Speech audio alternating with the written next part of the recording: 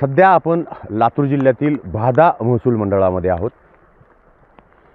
आपण पाहू शकतो की आत्ता तुफान पाऊस झाला आणि या पावसामध्ये हे 10 एकरचं क्षेत्र आहे. मी आत्ता बोललो इथल्या शेतकऱ्यांना 10 एकरच्या क्षेत्रामधून जो पाण्याचा लोट वाहतोय तो असा. सगळ्याच शेतशिवारात पाणी आहे.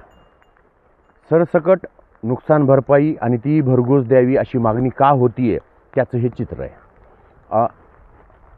तर ठिकठिकाणी पाहू शकतो की मोठ्या प्रमाणामध्ये जे पाणी आलं आहे ते सगळ्या शेतशिवारात आहे. 5 दिवसापूर्वी जवळपास 6 लाख हेक्टर क्षेत्रापैकी 3 लाख हेक्टर क्षेत्र जे आहे ते पूर्ण पाण्याखाली होतं असं प्रशासनाची माहिती होती. दिवसेंदिवस त्या क्षेत्रामध्ये वाढ होताना दिसते.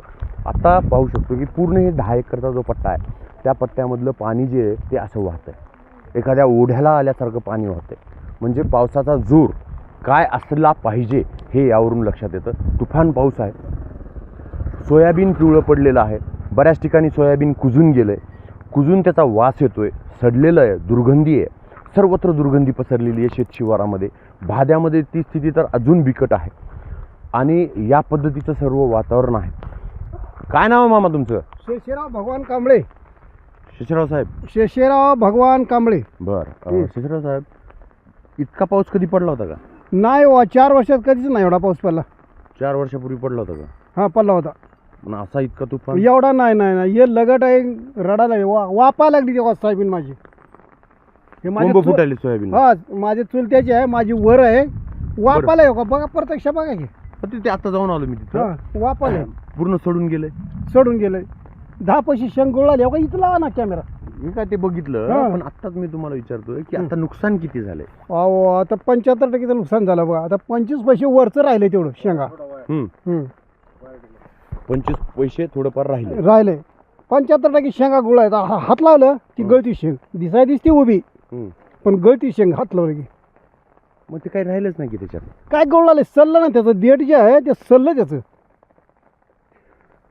धोरणकर्ते जे आहेत त्यांनी हे लक्षात घेतलं पाहिजे की पाऊस पडतोय होतीये. जे पावसाचं ज्या ठिकाणी पर्जन्यमापक आहे त्या ठिकाणी पाऊस कशा पद्धतीने पडतोय त्याची सगळी नोंद होतीये. मात्र सर्वात महत्त्वाची गोष्ट अशी आहे की सलग पाऊस असल्याकारणानं शेतशिवारामधलं जे सोयाबीन आहे त्याची अवस्था अशी वाईट झालेली आहे. आणि ज्यावेळेसही निकष लावायचे असतील नुकसान भरपाईचे त्यावेळेस हे समजून घ्यायला पाहिजे की 75 ते 80% सोयाबीन हे पूर्ण गेलेलं आहे. जे सोयाबीन 20% राहिलं आहे तर त्या सोयाबीनला आता कोंब फुटायची स्थिती आहे.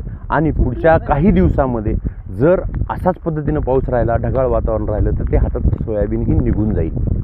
म्हणून शेतकऱ्यांची ओरड होती आहे की आम्हाला सरसकट भरघोस नुकसान भरपाई देण्यात यावी. कारण पाऊस काही थांबायचं नाव घेत नाही आणि नुकसान ह्याची मोजदाद काही अजून होत नाही. निशांत भद्रेश्वर, एबीपी माझा, भादा शिवार. एबीपी माझा, उघडा डोळे बघा नीट.